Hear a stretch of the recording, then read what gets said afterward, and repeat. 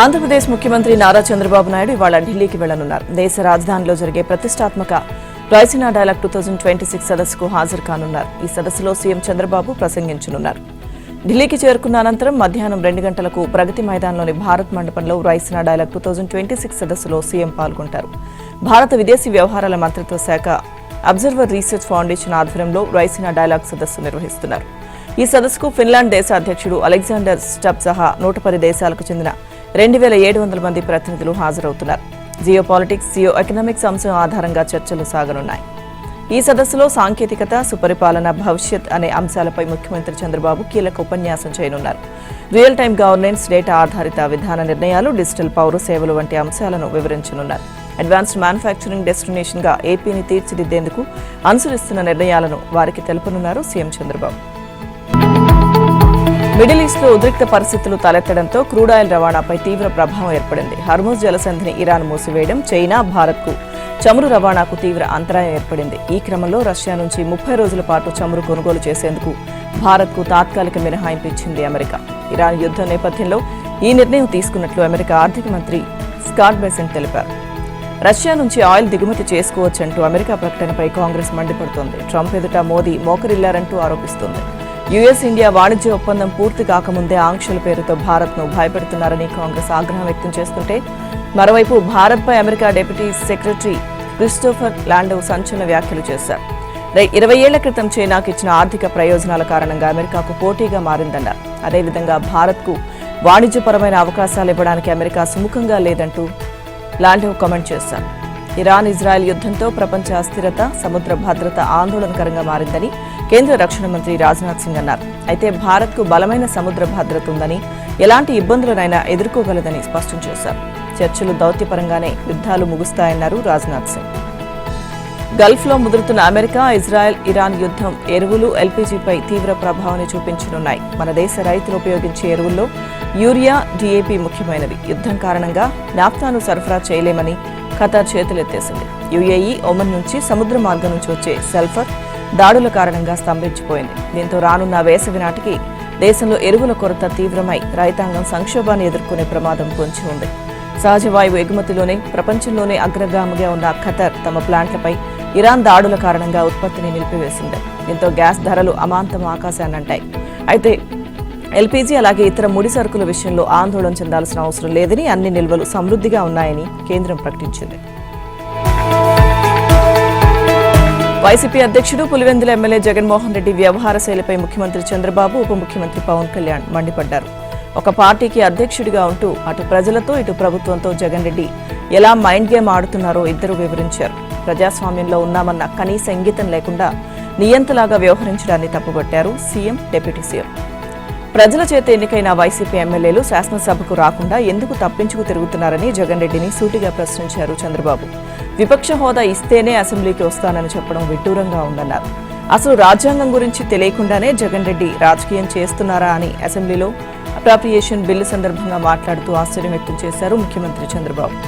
ఇక అధికారంలో ఉన్నప్పుడు జగన్ రెడ్డి సహా ఆయన బ్యాచ్ చేసిన అరాచకాలను కళ్లారా చూశాం కాబట్టే వైసీపీ వ్యతిరేక ఓటు చీలకూడదని 2024 ఎన్నికల్లో డిసైడ్ అయ్యామన్నారు డిప్యూటీ సీఎం పవన్ కళ్యాణ్. వైసీపీకి 11 మంది సభ్యులే ఉన్నా 1100 మంది ఉన్నంత బిల్డప్ ఇచ్చేలా మాట్లాడతారని, అదే కూటమి ప్రభుత్వం చేసిన మంచిని చెప్పుకోలేకపోతున్నామని ఆవేదన వ్యక్తం చేశారు పవన్. ఇక ఎన్ని ఇబ్బందులున్నా ప్రజలపై కరెంట్ ఛార్జీలు పెంచబోమని మాట ఇచ్చామని, ఆ మేరకు చేసి చూపించామన్నారు చంద్రబాబు. జగన్ హయాంలో 4000 కోట్లకు పైగా బకాయిలు కూడా కూటమి ప్రభుత్వమే చెల్లించిందన్న సీఎం రాబోయే రోజుల్లో విద్యుత్ ఛార్జీలు తగ్గిస్తామని ప్రజానీకానికి గుడ్ న్యూస్ చెప్పారు. అధికార, విపక్ష నేతల మధ్య మాటల యుద్ధం, ఆందోళనతో చివరి రోజు ఏపీ శాసనమండలి దద్దరిల్లింది. వైసీపీ సభ్యులు చేసిన ఆరోపణలను కూటమి ఎమ్మెల్సీలు తిప్పికొట్టారు. తిరుమల లడ్డూ వ్యవహారంపై మంత్రి ఆనం వైసీపీ చేసిన తప్పులను ఆధారాలతో సహా ఎత్తి చూపారు. అంగన్వాడీ కార్యకర్తల సంక్షేమంపై మండలిలో చర్చ జరిగింది. ఎమ్మెల్సీల ప్రశ్నలకు మంత్రులు లోకేష్, సంధ్యారాణి సమాధానమిచ్చారు. అంగన్వాడీలకు వేతనాలు గతంలో 3 సార్లు పెంచింది చంద్రబాబేనని మంత్రులు అన్నారు. ఇక అంగన్వాడీలో 10 రకాల డిమాండ్లలో 9 పరిష్కరించామని చెప్పారు. వైసీపీ హయాంలో అంగన్వాడీలను జుట్టు పట్టుకుని లాక్కెళ్లి అరెస్ట్ చేసి కేసులు పెట్టారన్నారు మంత్రి సంధ్యారాణి. హెచ్పీవీ వ్యాక్సినేషన్పై అవగాహన కల్పిస్తామని మంత్రి లోకేష్ అన్నారు. 7 నుంచి 12 తరగతుల బాలికలకు శానిటరీ నాప్కిన్లు పంపిణీ చేస్తామన్నారు. గీతం వర్సిటీకి భూ కేటాయింపుపై చర్చకు వైసీపీ వాయిదా తీర్మానాన్ని చైర్మన్ తిరస్కరించారు. దీంతో వైసీపీ సభ్యుల ఆందోళన, ప్లకార్డులతో నినాదాలు చేశారు. వైసీపీ సభ్యుల తీరుపై మండలి చైర్మన్ ఆగ్రహం వ్యక్తం చేశారు. ఇక ఇదిలా ఉంటే ఇప్పటికే అసెంబ్లీలో ఆమోదం పొందిన ద్రవ్య వినిమయ బిల్లును మంత్రి పయ్యావుల మండలిలో ప్రవేశపెట్టారు. విపక్షాల నిరసనల మధ్య బిల్లు ఆమోదం పొందింది. ఏపీ మద్యం కుంభకోణం కేసులో కీలక పరిణామం జరిగింది. నిందితుల ఆస్తులను ఈడీ అటాచ్ చేసింది. 441 కోట్ల ఆస్తులను ఈడీ అటాచ్ చేసింది. ఇక రాజ్కస్ రెడ్డి, వాస్తవ్ రెడ్డి, చాణక్య ఆస్తులను ఈడీ అటాచ్ చేయగా 1048 కోట్లను కొల్లగొట్టినట్లు ఈడీ ఆరోపించింది. మరోవైపు మద్యం కుంభకోణం కేసులో A2గా ఉన్న వాస్తవ్ రెడ్డి కస్టడీ ముగిసింది. 2 రోజుల పాటు సిట్ అధికారులు ప్రశ్నించారు. ఈ సందర్భంగా కీలక సమాచారాన్ని రాబట్టారని తెలుస్తోంది. స్కామ్ చేయడానికి ఎవరి ఆదేశాలు అమలు చేశారు, OFSలో మార్పులు తేవాలని ఎవరు ఆదేశించారు వంటి ప్రశ్నలకు సిట్ అలాంటి ప్రశ్నలను సంధించింది. ఇక ఐపీఎస్ సునీల్ నాయక్ 2వ రోజు విచారణ ముగిసింది. రఘురామకృష్ణరాజు కస్టోడియల్ టార్చర్ కేసులో సునీల్ నాయక్ను ప్రశ్నించారు. హైకోర్టు ఆదేశాలతో ఈ నెల 9 వరకు సునీల్ నాయక్ను ప్రశ్నించనున్నారు. ఇదే సమయంలో సునీల్ నాయక్పై తీవ్రమైన చర్యలు తీసుకోవద్దని పోలీసులకు కోర్టు సూచించింది. ఏపీ శాసనమండలిలో ద్రవ్య వినిమయ బిల్లుపై వాడివేడి చర్చ జరుగుతుండగా అనూహ్య ఘటన చోటు చేసుకుంది. మాజీ మంత్రి బొత్స సత్యనారాయణ ప్రసంగిస్తూ ఒక్కసారిగా అస్వస్థతకు గురయ్యారు.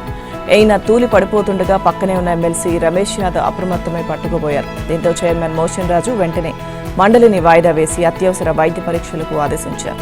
ఇక వెంటనే అలర్ట్ అయిన అసెంబ్లీ వైద్యులు బొత్స ఛాంబర్కు వెళ్లి పరీక్షలు నిర్వహించారు. ఆయనకు బీపీ ఉండడంతో నీరసించిపోయారని వైద్యులు తేల్చారు. ఇక ఆహారం తీసుకోకపోవడం, ఒత్తిడి వల్ల బీపీలో హెచ్చుతగ్గులు వచ్చాయని ప్రాథమికంగా గుర్తించారు. కాసేపు విశ్రాంతి తీసుకున్న తర్వాత ఆయన తిరిగి సభకు వచ్చినా ఆరోగ్య పరిస్థితి మళ్లీ ఇబ్బందిగా మారింది. స్థానిక వైద్యుల సూచనతో బొత్స హైదరాబాద్లోని city neuro centre senior doctor Chandrasekhar రెడ్డితో ఫోన్లో మాట్లాడారు. గత వారం కూడా అస్వస్థతకు గురైన ఆయన అదే ఆసుపత్రిలో చికిత్స పొందారు. బీపీ నియంత్రణలోకి రాకపోవడంతో రిస్క్ తీసుకోవడం ఇష్టం లేక డాక్టర్ల సలహా మేరకు ఆయన సభ నుంచి నేరుగా తన నివాసానికి చేరుకున్నారు. ఇక కండిషన్ ఇంకా మెరుగుపడకపోవడంతో బొత్స సత్యనారాయణ హుటాహుటిన హైదరాబాద్ బయలుదేరారు. సిటీ న్యూరో సెంటర్లో చేరి పూర్తి స్థాయిలో వైద్య పరీక్షలు చేయించుకోనున్నారు. ఏపీ సీఎం చంద్రబాబు అసెంబ్లీ వేదికగా కీలక ప్రకటన చేశారు. 13 ఏళ్లలోపు పిల్లలకు సోషల్ మీడియా వినియోగాన్ని నిషేధిస్తున్నట్లు ప్రకటించారు. వచ్చే 90 రోజుల్లో దీనిపై పక్కా గైడ్లైన్స్ తీసుకొస్తామని స్పష్టం చేశారు. టెక్నాలజీకి బానిసలైతే లైఫ్ నాశనం అవుతుందని, అందుకే ఈ కఠిన నిర్ణయం తీసుకున్నట్లు బాబు క్లారిటీ ఇచ్చారు.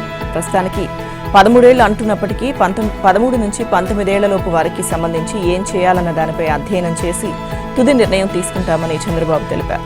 ఐటీ మంత్రి లోకేష్ కూడా గతంలో ఆస్ట్రేలియా మోడల్ను ప్రస్తావించారు. కౌమార దశలో ఉండే పిల్లలు సోషల్ మీడియాలోని కంటెంట్ను తప్పుగా అర్థం చేసుకునే ప్రమాదం ఉందని సర్కార్ భావిస్తోంది. ఆస్ట్రేలియా ఇప్పటికే 16 ఏళ్లలోపు వారికి సోషల్ మీడియాను బ్యాన్ చేసింది. ఇప్పుడు ఏపీ కూడా అదే దిశగా అడుగులు వేస్తోంది. సోషల్ మీడియా సంస్థలే బాధ్యత తీసుకునేలా చట్టపరమైన నిబంధనలు రానున్నాయి. మరి బాబు తీసుకున్న ఈ విప్లవాత్మక నిర్ణయం పిల్లల భవిష్యత్తును ఏ తీరానికి చేరుస్తుందో చూడాలి. ఇటు కర్ణాటక ప్రభుత్వం కీలక నిర్ణయం తీసుకుంది. 16 ఏళ్లలోపు వారికి సోషల్ మీడియా వాడకం నిషేధం విధించింది. కర్ణాటక బడ్జెట్ ప్రసంగంలో సీఎం సిద్ధరామయ్య ఈ సంచలన ప్రకటన చేశారు. మొబైల్ వాడకం వల్ల పిల్లల్లో పెరుగుతున్న ప్రతికూల భావాలు, మానసిక ఒత్తిడిని అరికట్టడమే లక్ష్యంగా ఈ నిర్ణయం తీసుకున్నట్లు ఆయన స్పష్టం చేశారు. భారత్లో ఇలాంటి సాహసోపేత నిర్ణయం తీసుకున్న తొలి రాష్ట్రంగా కర్ణాటక నిలిచింది. సోషల్ మీడియా కేవలం వినోదమే కాదు, పెను అనర్థాలకు వేదికగా మారుతుందని ప్రభుత్వం ఆందోళన వ్యక్తం చేస్తోంది. అసభ్యకర కంటెంట్, ఆన్లైన్ వేధింపుల వల్ల చిన్నారుల మానసిక ఆరోగ్యం చిన్నాభిన్నమవుతుందని పలు అధ్యయనాలు హెచ్చరిస్తున్నాయి. ఈ ముప్పు నుంచి రేపటి పౌరులను కాపాడేందుకు ప్రభుత్వ వర్సిటీల వైస్ ఛాన్సలర్ల అభిప్రాయాలను తీసుకున్న తర్వాతే సీఎం ఈ బ్యాన్ నిర్ణయాన్ని ఖరారు చేశారు. అంతర్జాతీయ స్ఫూర్తితోనే కర్ణాటక ఈ అడుగు వేసింది. ఇప్పటికే ఆస్ట్రేలియా ప్రభుత్వం 16 ఏళ్లలోపు వారికి సోషల్ మీడియాను పూర్తిగా నిషేధించగా UK, ఫిన్లాండ్ దేశాలు కూడా అదే దిశగా కసరత్తు చేస్తున్నాయి. అమెరికాలోని కొన్ని రాష్ట్రాలు కూడా ఇప్పటికే స్థానిక చట్టాల ద్వారా ఈ నియంత్రణను అమలు చేస్తూ పిల్లల భవిష్యత్తును కాపాడుతున్నాయి. ప్రజాపాలనలో ప్రజలంతా సంతోషంగా ఉన్నారని, చిత్తశుద్దితో ప్రజా సమస్యలు పరిష్కరిస్తున్నామని సీఎం రేవంత్ రెడ్డి తెలిపారు. హైదరాబాద్ శిల్పకళా వేదికలో మాదిగ ఎంప్లాయీస్ సమన్వయ కమిటీ సమావేశంలో రేవంత్ పాల్గొన్నారు. ఎస్సీ వర్గీకరణ కోసం మాదిగ జాతి ఎంతో పోరాడిందని రేవంత్ గుర్తు చేశారు. ఈ పోరాటంలో అనేక మంది ప్రాణాలు కోల్పోయారన్నారు. 20 ఏళ్ల నుంచి వర్గీకరణ సమస్య ఉందని, న్యాయమైన హక్కు కోసం మొదటి నుంచి తాను మద్దతుగా ఉన్నానని రేవంత్ రెడ్డి తెలిపారు. వర్గీకరణ కోసం అసెంబ్లీలో తీర్మానం చేసి కేంద్రానికి సైతం పంపామని వివరించారు. కర్ణుడి మాదిరిగా మిత్రధర్మానికి కట్టుబడి మాదిగల వెంట నిలబడినట్లు తెలిపారు. తెలంగాణ ప్రభుత్వానికి బ్రాండ్ అంబాసిడర్లు గవర్నమెంట్ ఉద్యోగులేనని రేవంత్ రెడ్డి పేర్కొన్నారు. ప్రజాప్రభుత్వం వచ్చిన తరువాతే అనేక సంక్షేమ పథకాలు తీసుకొచ్చామన్నారు. ప్రగతి ప్రణాళికలో జాగ్రత్తగా వ్యవహరించాలని ఉద్యోగులకు సీఎం రేవంత్ సూచించారు. తెలంగాణలో ఆర్థిక సమస్యలున్నాయని గుర్తు చేశారు.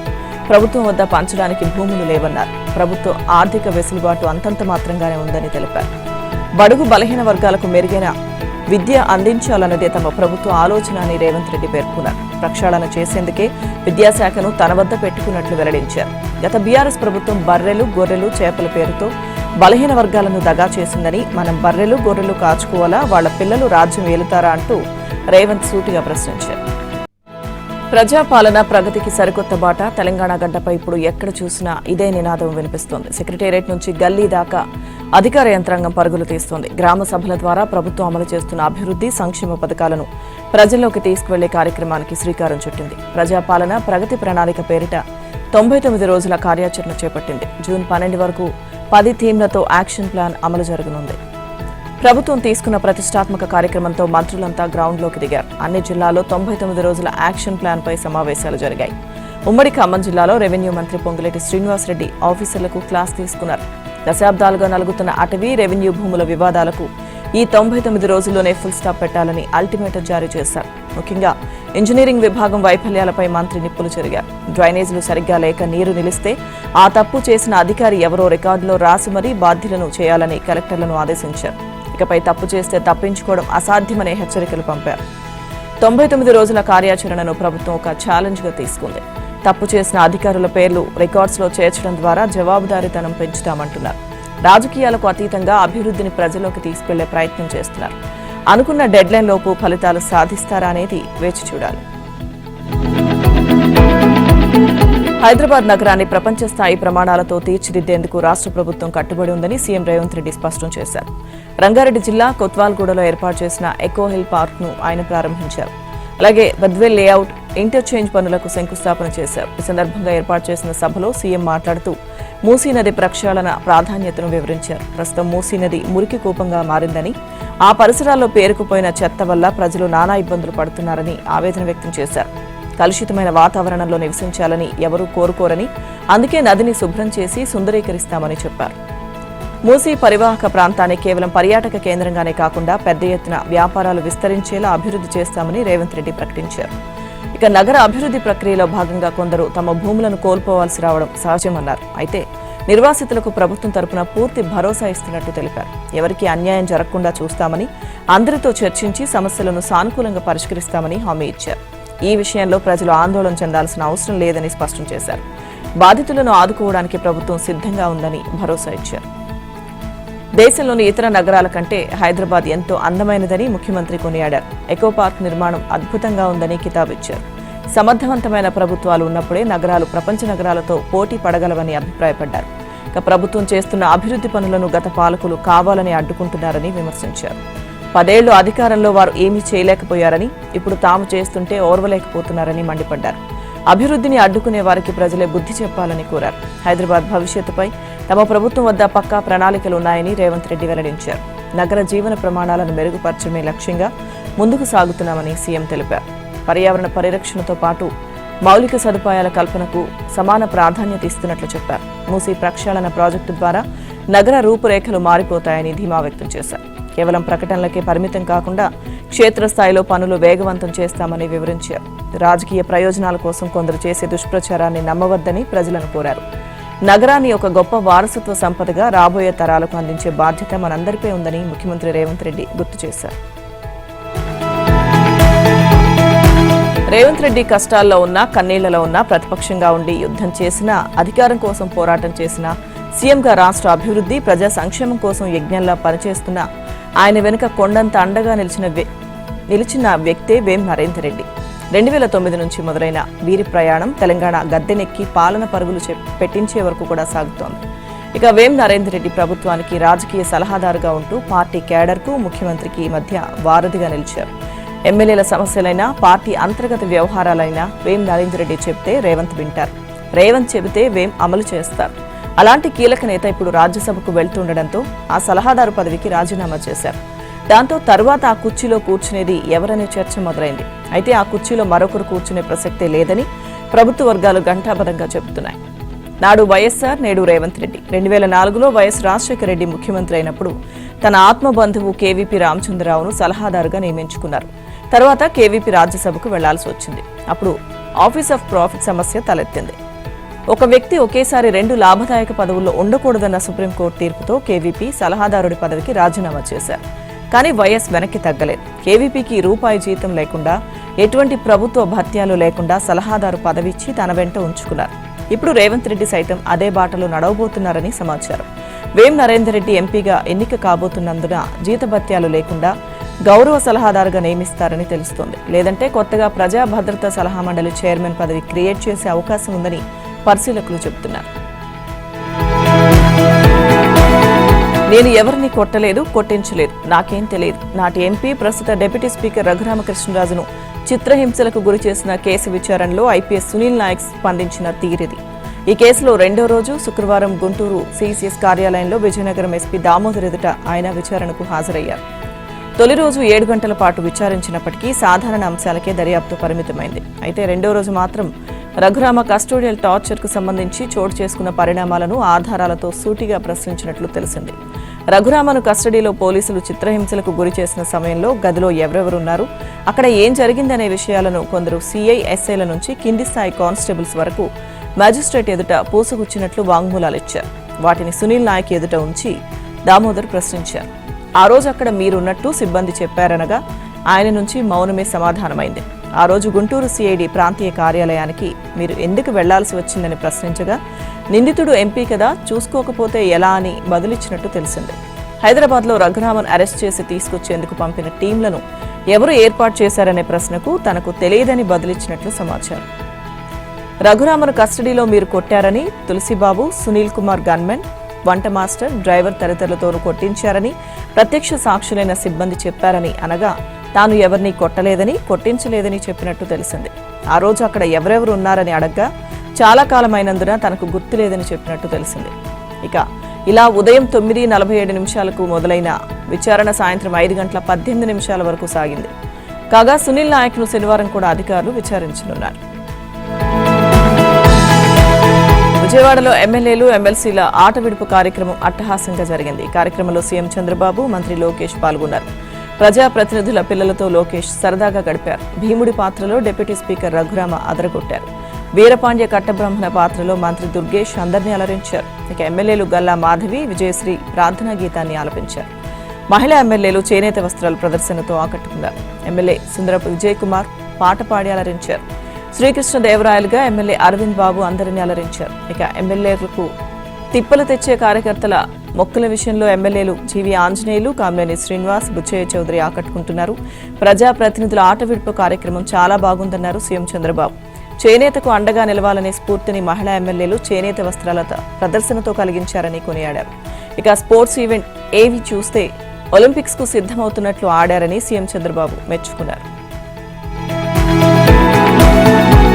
తెలంగాణలో ఓటర్ల జాబితా ప్రక్షాళన త్వరలోనే ప్రారంభం కానుంది. కేంద్ర ఎన్నికల సంఘం ప్రతిష్టాత్మకంగా చేపట్టిన స్పెషల్ ఇంటెన్సివ్ రివిజన్ ప్రక్రియను మన రాష్ట్రంలో ఏప్రిల్ నుంచి చేపట్టనున్నారు. ఇందుకుగాను ముందస్తు ఏర్పాట్లు చేసుకోవాలని రాష్ట్ర ఎన్నికల ప్రధాన అధికారిని ఆదేశిస్తూ ఈసీఐ సర్క్యులర్ జారీ చేసింది.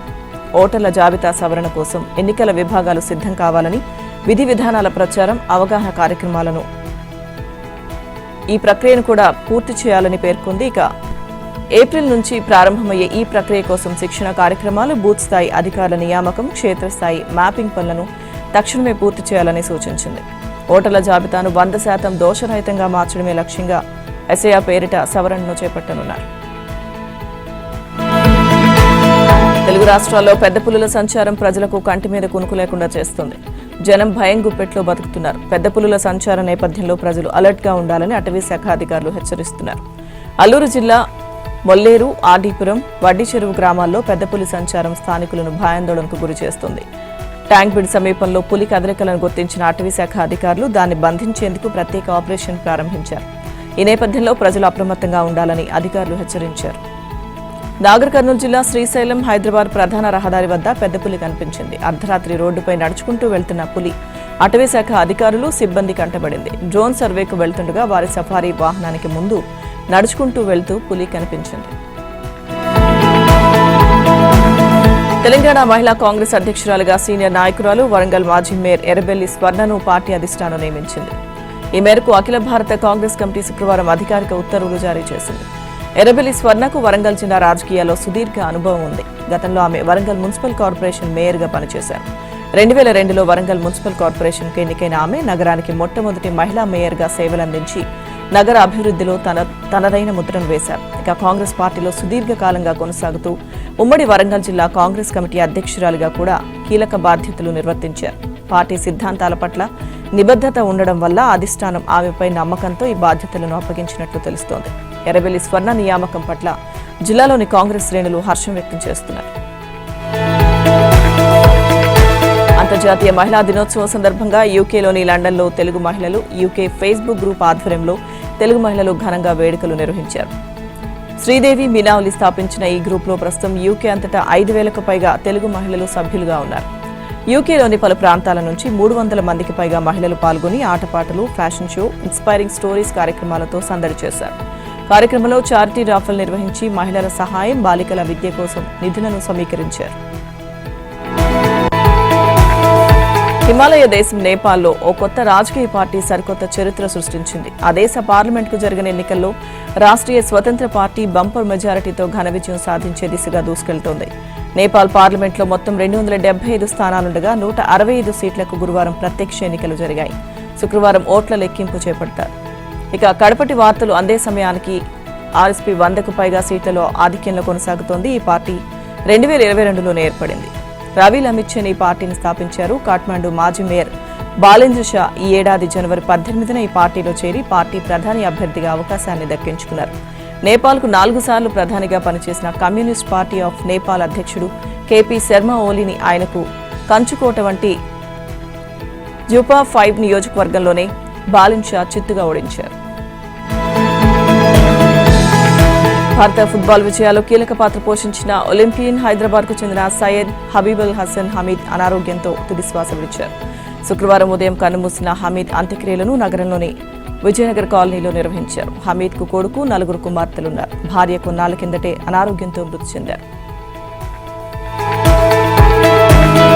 T20 వరల్డ్ కప్ టైటిల్ను నిలబెట్టుకునేందుకు టీమిండియా ఆదివారం న్యూజిలాండ్తో అమీతుమీ తేల్చుకోనుంది. సెమీస్లో ఇంగ్లాండ్పై ఉత్కంఠ విజయం అందుకున్న సూర్యకుమార్ సేన దృష్టంతా ఇప్పుడు ఛాంపియన్గా నిలవడంపైనే ఉంది. 2023 వన్డే వరల్డ్ కప్ ఫైనల్ జరిగిన నరేంద్ర మోదీ స్టేడియంలోనే ఈ మ్యాచ్ తుది పోరు కూడా జరగనుంది. అయితే 3 ఏళ్ల క్రితం ఆ పోరులో ఆస్ట్రేలియా చేతిలో పరాభవం ఎదురవడంతో ప్రస్తుతం మ్యాచ్ ఫలితంపైన అభిమానుల్లో ఆందోళన కనిపిస్తోంది. దీనికి తోడు జట్టులో అన్ని విభాగాలు పటిష్టంగా ఉన్నాయా అంటే లేదనే సమాధానం వినిపిస్తోంది. ఇంగ్లాండ్తో సెమీస్లో బౌలర్ల వైఫల్యం మరోసారి బహిర్గతమైంది. బ్యాటర్ల రాణింపుతో భారత్ 7 వికెట్ల నష్టానికి 253 స్కోర్తో అత్యంత పటిష్ట స్థితిలో నిలిచింది. మనకు వరల్డ్ క్లాస్ బౌలర్లు అండగా ఉన్న వేళ ప్రత్యర్థి ఈ స్కోర్ దరిదాపుల్లోకి కూడా రాదేమో అనే ధీమా అందరిలోనూ కనిపించింది. కానీ తీరా మ్యాచ్ ముగిశాక భారత్ గెలిచింది కేవలం 7 పరుగుల తేడాతోనే కావడం ఒకంత షాక్గా మారింది. ఆ మ్యాచ్లో స్పిన్నర్ వరుణ్ చక్రవర్తి ఎకానమీ 16 కాగా అక్షర్ పటేల్ది 11.7గా ఉంది. దీంతో కెప్టెన్ సూర్యకు ముందుగానే బుమ్రాతో ఓవర్లు వేయించాల్సి వచ్చింది. ఇక చివరి ఓవర్ కోసం అక్షర్, శివం దూబే తప్ప మరో ఆప్షన్ లేకపోయింది. అందరూ భయపడినట్టు దూబైకి బంతి ఇవ్వగా ఆర్చర్ 6ల మోతకు అతను 22 రన్స్ ఇచ్చుకున్నాడు. వాంకడే ఫ్లాట్ ట్రాక్ పై బుమ్రా మినహా మరో బౌలర్ ప్రభావం చూపలేకపోయాడు. బ్యాటింగ్ ఆర్డర్ బాగున్నా పరిస్థితులు బాగాలేనప్పుడు ఆదుకునేందుకు 6వ బౌలర్ లేకపోవడం లోటుగా కనిపిస్తోంది. ఇక ఫైనల్కు వేదికపై వరుణ్కు మెరుగైన రికార్డు ఉండడంతో అతన్ని కొనసాగిస్తారా లేదంటే కుల్దీప్ను తీసుకుంటారా అన్నది చూడాలి. బుమ్రా ఒక్కడే ఫైనల్లో ఆదుకోలేడు కాబట్టి కోచ్, కెప్టెన్ తమ ప్లాన్ బి గురించి ఆలోచించాల్సిందే. సెమీస్లో అక్షర్ పటేల్ 2 అద్భుత క్యాచ్లతో ఆకట్టుకున్నాడు. కానీ ఓవరాల్గా గమనిస్తే మాత్రం అంత సీన్ లేదు. టోర్నీలో ఓవరాల్గా 13 క్యాచ్లను వదిలేసి ఇతర జట్ల కన్నా మనం ముందుండడం గమనార్హం. క్యాచ్లు జారవిడిచే విషయంలో గత ఏడాది నుంచి కూడా అభిషేక్లో ఎలాంటి మెరుగుదల లేదు. అలాగే మోదీ స్టేడియంలో ఫ్లడ్ లైట్లు కాకుండా రింగ్ ఆఫ్ ఫైర్ తరహాలో వెలుతురుంటుంది కాబట్టి ఫీల్డింగ్ సవాల్గా మారుతుంది.